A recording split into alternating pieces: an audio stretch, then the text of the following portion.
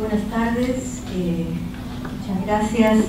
Felicito el esfuerzo del Consorcio de Universidades por hacer realidad una iniciativa que busca de aquí en adelante, porque la idea no solamente es hacerlo este año, sino a lo largo de los años siguientes, de confrontar enfoques, resultados de investigación o el pensamiento sobre una serie de temas y de ese modo compartirlo entre los investigadores, y no solamente entre ellos, sino entre personas como ustedes que han asistido a esta reunión.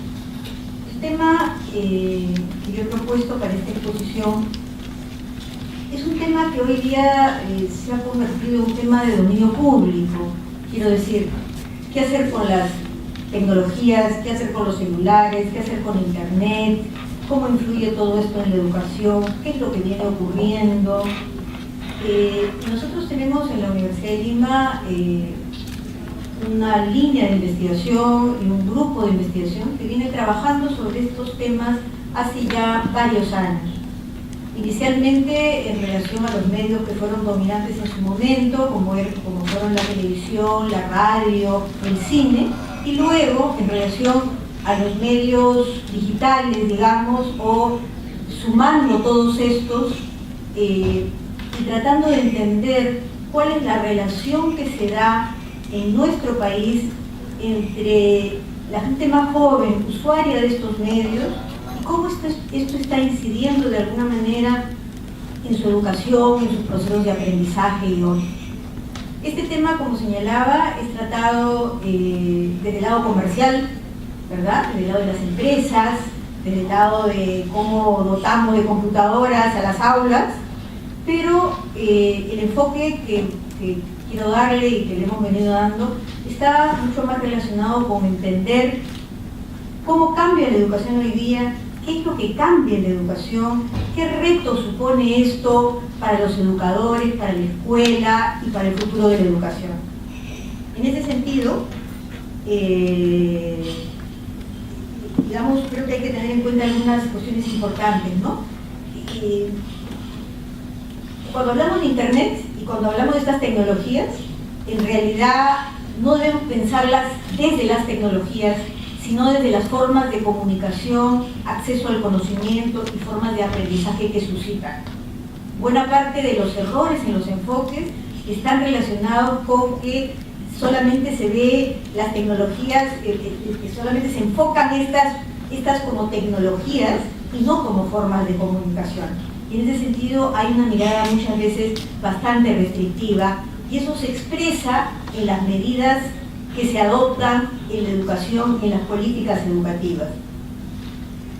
Yo me atrevo a decir que en general, en el pensamiento sobre los temas educativos, de parte de las autoridades, del ministerio, de parte de los maestros, todavía hay una mirada de la educación centrada en la lectoescritura, centrada en una alfabetización, en la lectoescritura, y no en una mirada que permita entender que hoy día el tema de la alfabetización es más general, que hay que alfabetizarse en los medios, y que hoy en día, digamos que ni la escuela, ni los libros, ni las bibliotecas son las depositarias del saber. El saber circula de muchas maneras, y que en lugar de quien hace uso de la información y del conocimiento, es decir, en este caso para efecto de las investigaciones que yo he desarrollado, los niños y adolescentes, ocupan un lugar diferente y se han apropiado de estas tecnologías a su propio modo, por sus propios objetivos y de maneras muy diversas. Tenemos algunos, había que no podemos olvidar que en el Perú hay dos casos, uno de ellos lo voy a tocar al final, que merecen señalarse en materia de políticas públicas. Uno es el plan Huascarán, durante el gobierno de Toledo, que luego quedó ahí, y otro es el plan de una computadora por niño, que se inicia, repito, lo voy a comentar luego, y que luego en este momento ha sido readaptado por el Ministerio y se están intentando plantear una serie de políticas al respecto, produciendo a través de la brecha digital, lo que se llama la brecha digital, una serie de diferencias ya conocidas por todos nosotros en el campo de la educación. Y finalmente, tratar de integrar también los resultados, investigaciones anteriores que se hicieron con niños, por ejemplo, de 3 ciudades, de Chiclayo, Iquitos y Cusco, con lo realizado en Lima. Se ha utilizado una aproximación fenomenológica, técnicas cuantitativas y cualitativas, ¿no? Y bueno, eso básicamente. ¿Qué decir? En primer lugar, nosotros fuimos descubriendo claramente que la escuela se ha transformado. La escuela se ha transformado en el sentido que ya no utiliza solamente el libro, el mapa y la palabra del maestro y la pizarra, sino que se ha incorporado el video, la computadora, el televisor. Le escuché decir a Sandro Marcone hace poco en una intervención que no hay colegio en Lima que no tenga una computadora por lo menos. Es decir, el tema es si eso ha supuesto un cambio en la mentalidad y en la comprensión de cómo cambia la educación, o simplemente se remite, como vamos constatando en muchos casos, al uso de estas tecnologías o al aprendizaje de la tecnología sin entender que el problema no está en la tecnología, sino en la concepción que se utiliza. Quiero decir, hoy día un maestro sin tecnología en una zona apartada puede ser un maestro interactivo, puede ser un maestro participativo y al mismo tiempo un maestro con toda la parafernalia tecnológica puede terminar simplemente reproduciendo el modelo transmisivo y tradicional de la educación. El problema, repito, no está en la tecnología, está mucho más en la concepción que tenemos acerca de lo que viene ocurriendo. En ese sentido, repito, Internet es una forma de comunicación, es lo que hay que entender preferentemente, ¿no? Y al ser una forma de comunicación, en Internet se unen dos cosas que son muy importantes. Porque los chicos que usan Internet, que acceden a las redes sociales, tienen una vida en relación a estas tecnologías, llamémosla extraescolar, donde el plano de las emociones está muy presente, cosa que no ocurre, o pretendidamente no ocurre en la escuela, donde se fracciona mucho más el mundo de la razón y de la emoción. Es por eso que, de alguna manera, pienso yo que lo que tendría que trabajarse mucho más en la escuela debería ser, mejor dicho, un espacio de encuentro que permita unir, ¿no?, razón y emoción, pensar y sentir. El otro elemento importante es precisar las diferencias. Hay diferencias por clase social, hay diferencias de género, diferencias por edad, que varían la relación de los chicos con todas estas tecnologías, ¿no? La diferencia entre los chicos de colegios públicos y privados, por ejemplo, es clara y se expresa, así como se expresa en otros ámbitos, se sigue reproduciendo en el plano de las tecnologías. Por eso al final quiero plantear si realmente es posible desarrollar ciertas tecnologías orientadas a la inclusión y no a continuar preservando una serie de diferencias. Es interesante señalar cosas de los chicos, ¿no? Para los chicos hay una gran satisfacción en el acceso a Internet y a las redes sociales. Hay una gran satisfacción por las posibilidades que ellas permiten para el intercambio social. Pero no solo eso, y eso expresa además que hay, digamos, así como estamos hablando de una estratificación social en el acceso y en el uso, también se da una estratificación, digamos, de una diferenciación generacional entre los padres y maestros y entre los más jóvenes, que asumen con mayor libertad, ¿no?, y con mayores posibilidades creativas y de innovación estas tecnologías, mientras los conceptos de los adultos son conceptos que siguen manteniéndose dentro de un modelo transmisivo y repetitivo. Los chicos siempre mencionan dos cosas en las investigaciones que a mí me parecían muy interesantes. En primer lugar, a pesar de las tecnologías y a pesar de sus críticas a la educación en muchos campos, quieren muchísimo sus maestros. Siempre prefieren los maestros, prefieren al maestro a quien pone estos PowerPoints que resultan aburridísimos, ¿no? Y repetitivos y tipo pastillas, donde se dicen una serie de cosas básicas.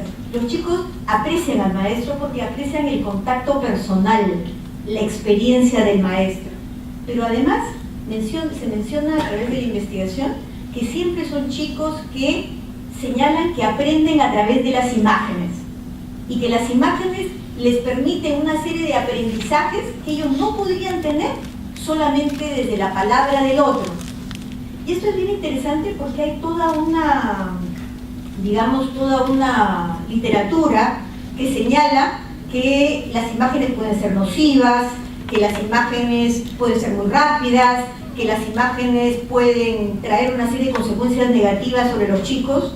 Sin embargo, en los chicos hay una capacidad de integración y de aprendizaje a través de la imagen que realmente hay que continuar investigando y analizando y que resulta de la mayor importancia, ¿no? Ahí pueden ver ustedes algunos testimonios. Otra cosa señalada por ellos es cómo pueden compartir estados de ánimo a distancia. Es otro elemento que mencionan a través de las redes sociales. Nosotros vamos a encontrar en general que hay literatura que critica hoy en día desde el periodismo, desde las ciencias sociales, que critica, digamos, que el acceso a toda esta tecnología digital estaría creando problemas en la concentración, estaría llevando a leer menos, estaría conduciendo a mantenerse en la superficie de las cosas y a no profundizar, supone una simplicidad y una serie de cosas más. Incluso desde la neurología hay unos debates interesantísimos sobre esto. Pero desde otro lado, hay quienes intentan recuperar hoy día cómo hasta detrás del videojuego hay una narrativa, detrás de las series hay una narrativa, y que de lo que se trataría más bien es de desarrollar toda una alfabetización en medios que supone otra vez no seguir pensando la educación solo desde la lectoescritura. Me olvidé de señalar algo que apareció en la anterior diapositiva. En las investigaciones también apareció una cosa bien interesante, por lo menos en las zonas urbanas, ¿no?, donde hemos hecho la investigación, que las mujeres, las niñas y adolescentes se igualaron a los niños y adolescentes en el uso, en el acceso y uso de las tecnologías, cosa que antes no ocurría y que coincide también con los estudios que desde la educación propiamente dicha revelan hoy día una mayor igualdad de hombres y mujeres en la educación.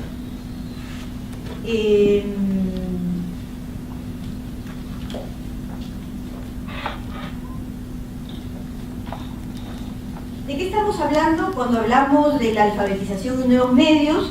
Estamos hablando de una alfabetización a lo largo de toda la vida, ¿no?, de un concepto interactivo donde el estudiante no es el repetidor, sino el que comparte y participa y crea conocimiento dentro de lo que son las lógicas de trabajo colaborativo, y donde aprende a investigar, crear y diseñar propuestas.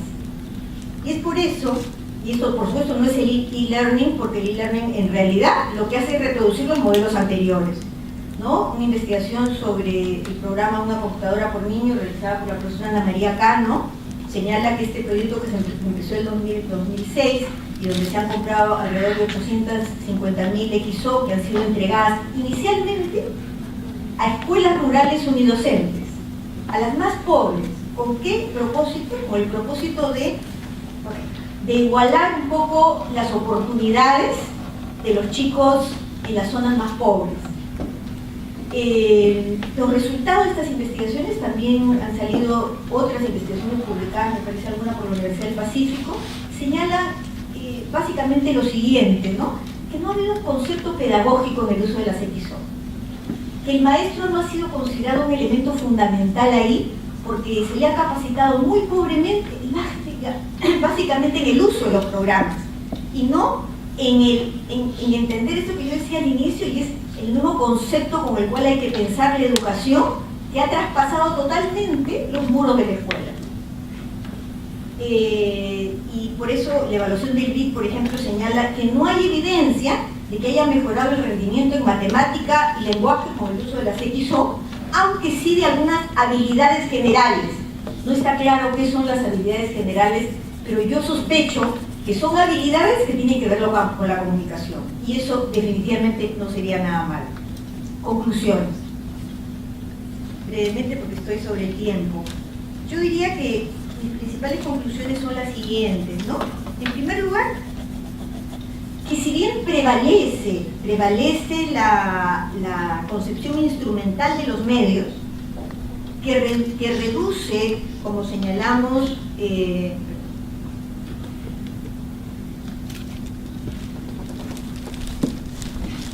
que reduce la comunicación a incorporar tecnología, a pesar de eso, en algunos casos se están dando esfuerzos, lamentablemente, sobre todo en el sector privado de la educación, por superar este concepto.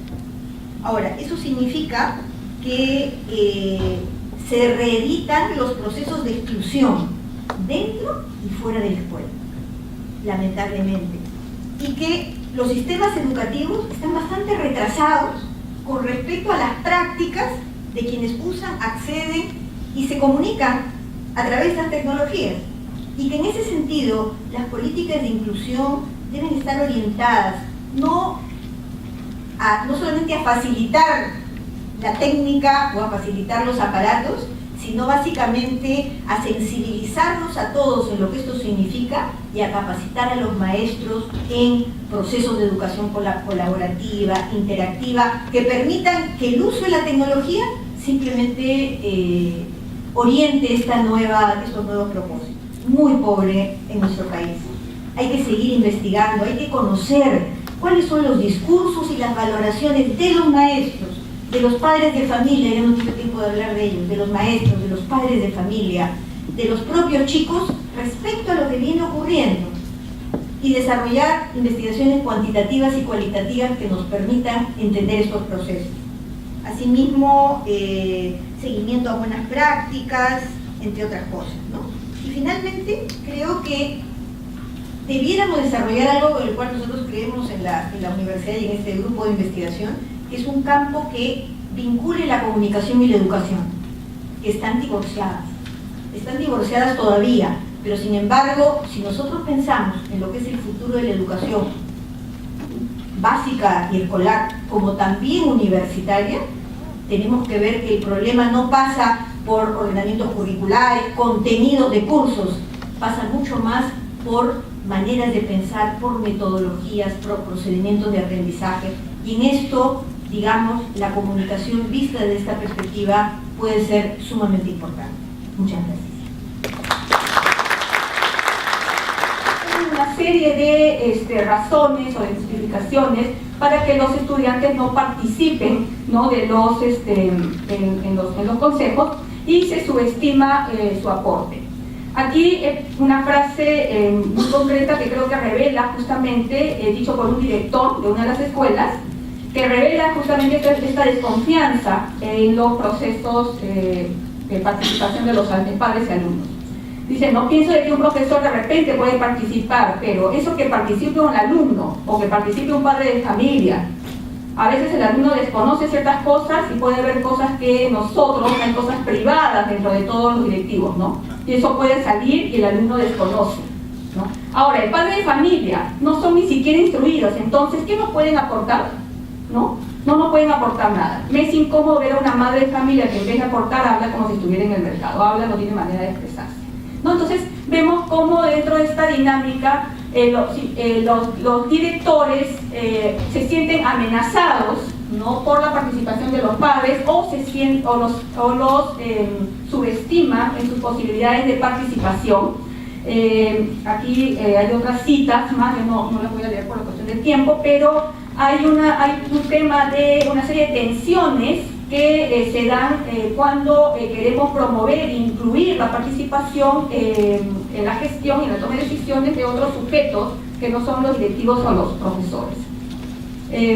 Además, encontramos en este tema de la micropolítica y en estas tensiones la valoración de sujetos no críticos u opuestos a la dirección, la preferencia, ¿no?, por tener dentro de los consejos educativos institucionales sujetos o padres o alumnos que no generen problemas, pero que no discrepen, que asuman una actitud más bien pasiva. Entonces, si queremos generar la cultura democrática, también hay que reconocer que hay voces diferentes, que hay posibilidades de incluir y otras ideas, ¿no? Y el espacio del CONEI no logra hacerlo, porque se prefiere, ¿no?, al sujeto que no genere discrepancias o se oponga a alguna de las ideas que se estén promoviendo. Finalmente, lo que en cierta forma, sintetizando alguna de las ideas, vemos que la normativa, por lo tanto, no es suficiente para lograr la participación. O sea, el hecho que la participación se exija por una norma legal no es lo suficiente. Tenemos los CONEI, los consejos educativos constituidos. Es necesario hacer un análisis cultural y político de la participación. Hay una complejidad en esta dinámica que va más allá y que tiene que ver con la idea y cómo se concibe al otro, ¿no? Y dentro, como decía, de esta dinámica micropolítica, esta posibilidad de empoderar al otro, ¿no? Desarrollar las capacidades para que el otro también pueda opinar, pueda participar, pueda tener voz y pueda apoyar en la toma de decisiones, y en la confianza del otro, que no lo hemos visto, ¿no? No hay confianza en la participación de los estudiantes o en la participación de los padres de familia.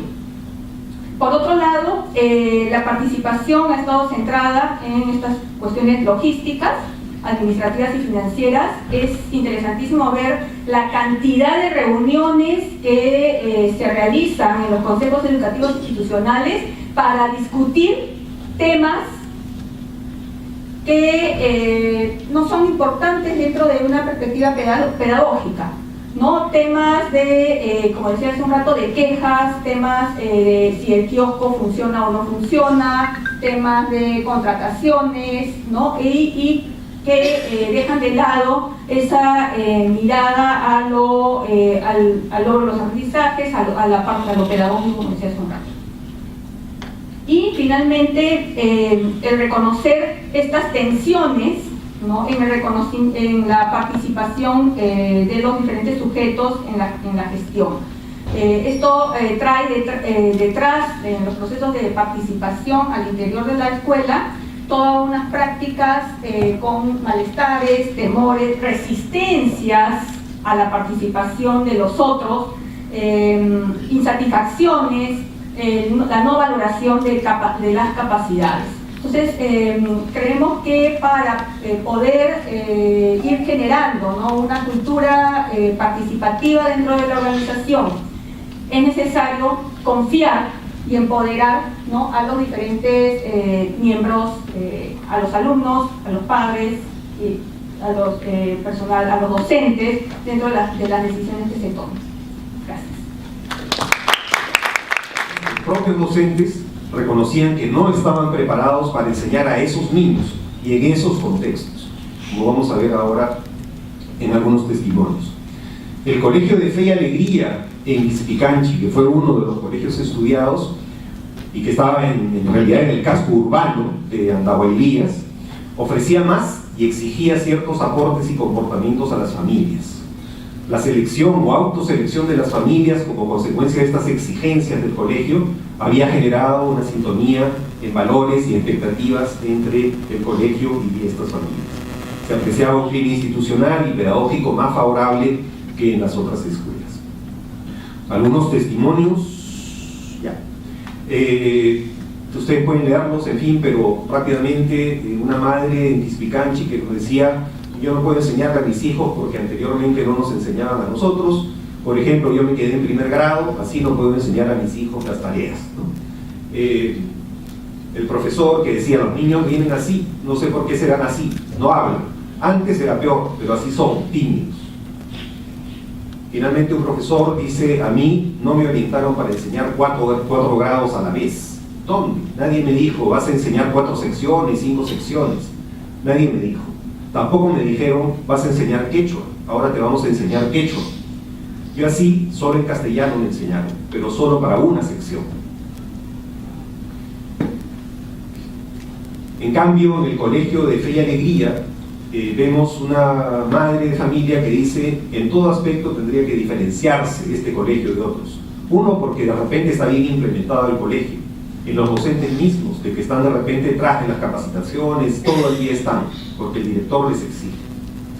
Y un profesor que nos dice, para empezar, este colegio se hizo para la gente más pobre de Andahuaylas, de las comunidades de esta zona, pero el colegio tuvo un error.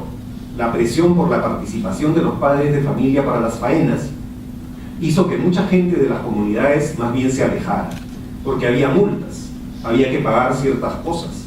Entonces muchos padres se alejaron. Justamente la gente más necesitada se alejó. En Independencia lo que encontramos fue que todos, estudiantes, familias, docentes, estaban descontentos con lo que ocurría en los colegios. Más interés en estrategias de control y represión de los estudiantes adolescentes por los riesgos sociales del contexto que en los estudios y en el aprendizaje. Los estudiantes tenían pobres expectativas con respecto a su futuro como adultos, lo que reducía su interés por estudiar y los hacía más vulnerables. Se veían un futuro negro. El desánimo afectaba menos a las estudiantes mujeres, más confiadas en sus potencialidades académicas y en las oportunidades laborales para ellas. Tenemos también algunas citas. Un profesor que nos dice, lo que nosotros le damos a los muchachos en estas 4 paredes, desde las 8 hasta la 1, eso choca con la realidad de afuera. ¿Por qué? Lamentablemente afuera no hay ese apoyo de los medios de comunicación, de los padres. El subdirector de uno de los colegios nos dice, usted ve, acá es fundamental la buena presentación, el uniforme. Yo exijo, la formación se hace todos los días sin perder tiempo. Hemos quitado la costumbre de dar tareas para la casa, porque también eso era un pretexto para los niños para salir de su casa. Tenía otros efectos negativos. Pero lo principal es que como el alumno no tiene apoyo en la casa, somos conscientes de eso. ¿Cómo podríamos darles una tarea? Y finalmente una madre que dice, los profesores parece que tuvieran flojera de enseñar a los chicos, no les ponen atención. Tú te vas a reclamar y te dicen, ¿qué vienen a reclamar acá si ustedes como padres tienen la culpa? Conclusiones. Primero, desencuentro entre el proyecto de migrar y el propósito escolar oficial de reforzar identidad y desarrollo local. Segundo, la calidad de la educación recibida es asociada con la capacidad económica de las familias y la comunidad. Cada quien recibe